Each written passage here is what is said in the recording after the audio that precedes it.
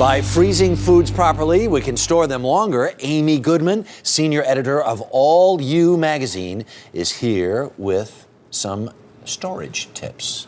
Yeah, we don't need a freezer. It's so freezing here in the studio. You know, just leave it out and it all freezes naturally, don't you think? It lasts forever, actually. Sorry about it. It's not quite as cold as Letterman, but it's kind of in the neighborhood of that. We should have encouraged you to bring a coat. I'm sorry. No, not at all. But honestly, when you really have an abundant freezer filled with things, when you have a pantry that's full, you're saving money, you're saving time, you're saving energy when it comes to cooking. And there's nothing better than when you come home after a long day at work to a full freezer and going out to dinner. That's where you waste money. That's where you spend a lot of money. Yeah. So being freezer-wise is what our task is today. And because especially now with this economy and everything else, you're always trying to find that place to save a couple of bucks, and this could really add up over time, right? Absolutely, and the food prices are just escalating. Yes, exactly. So first up, we want to ward against freezer burn. Freezer burn is when the air comes into contact with the food and dehydrates it. So you want to take your fresh chicken breast, you want to put it into like a freezer foil, a container that's specifically made to withstand cold temperatures in the freezer,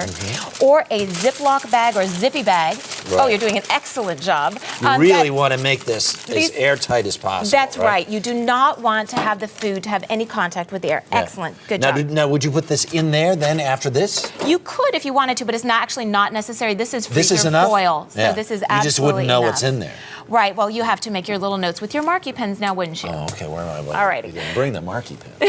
Okay. Next up is perishable items. Actually, things like bread, they only last 5 to 7 days on the counter. Oh, yeah. But if you toss them into the freezer, now remember, you got to take it out of the original packaging. Take it out of there. Put it into a Ziploc bag. A real freezer bag. And bread is actually really great. You can take individual slices, thaw them just a little, toast them up. You can eat them right then and there. It doesn't require a lot of defrost That's smart time. because, you know, we get green bread in our house. Oh, gosh, yeah. Well, no, you know how that works. If it's in there a couple of days. I know, exactly. Yeah, okay, now what's this? Also, instead of buying frozen dinners, use your own leftovers, freeze them in the container. You would actually toss into the oven. We put this into a casserole dish, our little chicken. That saves you time and energy later when you reheat it. Oh. Yes, there you go. You are saving money. These are all such good ideas. And honestly, they're very, very easy. They're practical. Here, this is with the containers. You want to actually fit the volume of the food to the container. You see our little pesto pasta here? That is way too much air inside that packaging. And the more it's going to dry it right out. Air is the enemy. Freezer burn. That's right, man, Harry. Air is the enemy. A lot of people think that prepackaged items like margarine tubs that they save, which is great for the refrigerator, don't transfer to the freezer because it just dries out the food. Okay, and finally, like